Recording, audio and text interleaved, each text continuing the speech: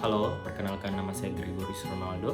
Saya mahasiswa S1 khusus. Di sini saya akan membahas pentingnya aspek psikososial dan budaya dalam keperawatan. Mari kita simak videonya. Psikososial dalam keperawatan mengacu pada aspek yang berkaitan dengan keadaan psikologis, mental, emosi, dan kognitif, serta hubungan sosial pasien. Ini mencakup bagaimana pasien menghadapi stres, trauma, atau penyakit dan bagaimana hubungan sosial mereka mempengaruhi kesehatan mereka. Budaya dalam keperawatan merujuk pada nilai-nilai, kepercayaan, dan praktik budaya yang mempengaruhi pandangan pasien terhadap kesehatan, penyakit, dan pengobatan. Setiap pasien membawa latar belakang budaya yang unik yang dapat mempengaruhi keputusan mereka dalam keperawatan. Pentingnya memahami aspek psikososial dalam keperawatan. Yang pertama, meningkatkan komunikasi yang memahami kebutuhan emosional dan sosial pasien, membantu perawat memberikan dukungan yang lebih efektif. Yang kedua, meningkatkan kepatuhan pengobatan, menghargai dan menyesuaikan perawatan dengan kepercayaan budaya. Pasien dapat meningkatkan kepercayaan dan kepatuhan terhadap rencana perawatan. Yang ketiga, pendekatan holistik, mengintegrasikan aspek psikososial dan budaya, memastikan bahwa perawatan tidak hanya fokus pada kondisi fisik, tetapi juga kesejahteraan mental, emosional, dan sosial pasien. Yang keempat, mengurangi kesalahpahaman, pengetahuan tentang budaya, mengurangi risiko konflik atau miskomunikasi antara perawat dan pasien. Perawatan berbasis budaya dan psikososial adalah kunci untuk menciptakan hubungan terapeutik yang efektif dalam memberikan perawatan yang berpusat pada pasien. Oke, yang kedua di sini saya akan membahas pengaruh kondisi psikososial pada pemulihan fisik dan kesejahteraan pasien. Kondisi psikososial dan seperti kecemasan, depresi, dan stres dapat mempengaruhi pemulihan fisik beberapa mekanisme. Yang pertama, respon tubuh terhadap stres. Stres kronis meningkatkan kadar hormon kortisol yang dapat melemahkan sistem imun, memperlambat proses penyembuhan luka, dan memperburuk kondisi fisik seperti hipertensi atau diabetes. Yang kedua, gangguan pola hidup. Kecemasan atau depresi dapat mengganggu pola makan, tidur, dan aktivitas fisik yang semuanya penting untuk pemulihan. 3. Kepatuhan pengobatan. Pasien dengan tekanan psikososial seiring kurang disiplin dalam menjalankan rencana perawatan seperti minum obat tepat waktu atau menghadiri kontrol rutin. Yang terakhir, keseimbangan emosional.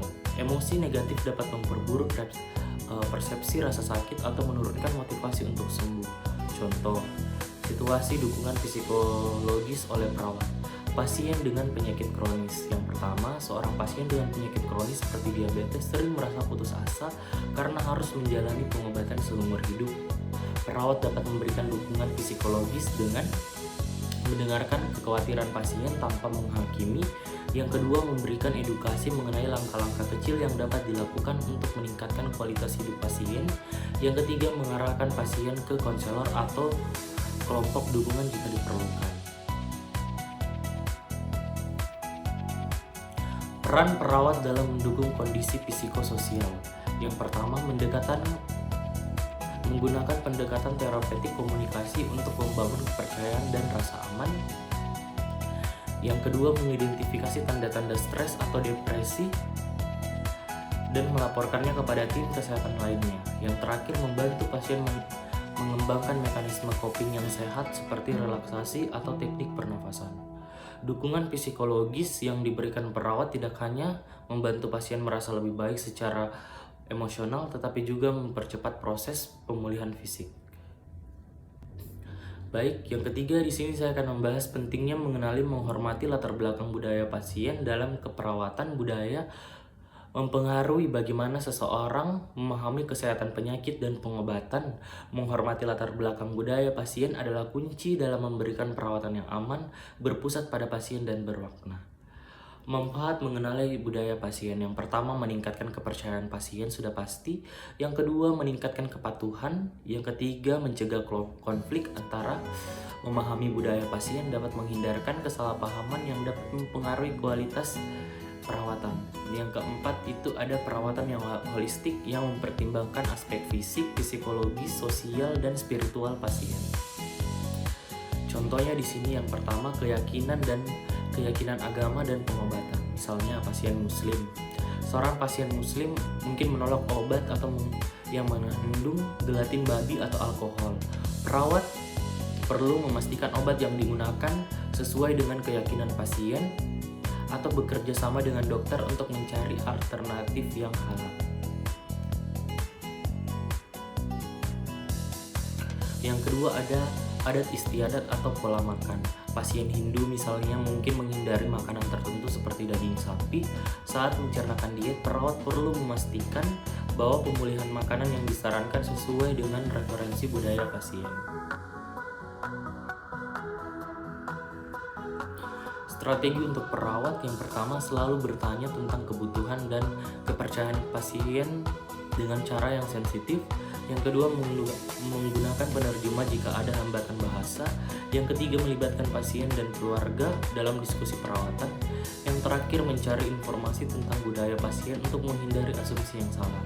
Dengan menghormati budaya pasien, perawat tidak hanya memenuhi kebutuhan fisik pasien, tetapi juga memberikan dukungan psikososial dan spiritual yang esensial untuk kesembuhan pasien. Oke, yang keempat di sini saya menjelaskan bagaimana perawat dapat mengintegrasikan pendekatan psikososial dan budaya dalam interaksi sehari-hari dengan pasien, dan saya berikan contoh strategis komunikasi efektif yang dapat digunakan perawat untuk memahami kebutuhan emosional dan budaya pasien, misalnya menggunakan pertanyaan terbuka atau menunjukkan empati. Mengintegrasikan pendekatan psikososial dan budaya dalam interaksi sehari-hari, perawat dapat menggabungkan pendekatan psikososial dan budaya dengan memberikan perhatian pada kebutuhan emosional, sosial, dan budaya pasien selama perawatan. Hal ini membantu menciptakan hubungan yang penuh kepercayaan, meningkatkan pengalaman pasien, dan memastikan perawatan yang holistik. Strategi komunikasi yang efektif dapat menggunakan yang pertama, menggunakan pertanyaan yang terbuka. Contoh, bagaimana perasaan Anda hari ini tentang perawatan yang Anda jalani? Pertanyaan ini membantu pasien mengekspresikan emosi dan kebutuhan mereka tanpa merasa dihakimi. Yang kedua, menunjukkan empati. Contoh, saya mengerti bahwa situasi ini sangat sulit bagi Anda. Kami di sini untuk mendukung Anda. Dengan menyampaikan perasaan empati, perawat dapat membuat pasien merasa didengar dan dihargai. Yang ketiga, mengenali kebutuhan budaya eksplorasi. Contoh, apakah ada tradisi atau keyakinan yang penting bagi Anda yang perlu kami ketahui untuk mendukung perawatan Anda? Ini membuka ruang untuk diskusi tanpa memberikan asumsi. Yang keempat, berlatih mendengarkan aktif. Perawat dapat mengangguk, mempertahankan kontak mata, atau mengulangi poin-poin penting yang disampaikan pasien untuk menunjukkan bahwa mereka benar-benar didengarkan. Contoh, jadi Anda merasa khawatir tentang efek samping obat ini, benar? Yang kelima, menghindari penilaian atau stereotip. Jangan membuat asumsi tentang budaya atau keadaan emosional pasien. Tanyakan langsung kepada pasien untuk mendapatkan klarifikasi. Yang terakhir, melibatkan keluarga. Dalam beberapa budaya, keluarga memiliki peran besar dalam mengambil keputusan. Contoh, apakah Anda ingin kami melibatkan keluarga dalam rencana perawatan? Contoh implementasi yang pertama, pasien dengan kecemasan terkait pengobatan. Perawat dapat bertanya apa yang paling membuat Anda khawatir tentang pengobatan ini. Setelah itu, memberikan informasi dengan bahasa yang mudah dipahami dan tawarkan dukungan emosional. Yang kedua, pasien dari budaya tertentu memiliki pantangan makanan. Perawat yang bertanya, apakah ada makanan yang biasanya Anda hindari karena kepercayaan atau tradisi? Yang mengkomunikasikan referensi pasien kepada tim nutrisi. Dengan pendekatan ini, dengan strategi ini, perawat dapat membangun hubungan yang lebih baik dengan pasien, memberikan perawatan yang sesuai kebutuhan individual, dan meningkatkan kesejahteraan fisik, emosional, dan sosial bagi pasien. Nah, yang terakhir di sini saya akan membahas pentingnya pendekatan psikososial dalam budaya keperawatan.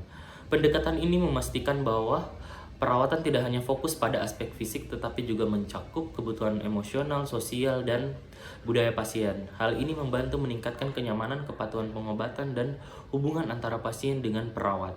sekaligus memberikan perawatan holistik yang menghormati nilai dan kepercayaan pasien. Rekomendasi bagi perawat untuk lebih peka dan responsif. Yang pertama, pahami latar belakang pasien. Yang kedua, gunakan komunikasi yang empatik dan aktif. Yang ketiga, hindari stereotip budaya. Yang keempat, edukasi tentang budaya yang beragam. Yang kelima, libatkan keluarga atau komunitas. Yang keenam, fasilitasi akses ke sumber daya tambahan. Dengan menjadi lebih peka terhadap aspek psikososial dan budaya, perawat dapat memberikan perawatan yang lebih bermakna, meningkatkan pengalaman pasien, dan mendukung proses penyembuhan secara menyeluruh. Terima kasih sudah menyimak video tentang psikososial dan budaya dalam keperawatan. Saya ucapkan terima kasih.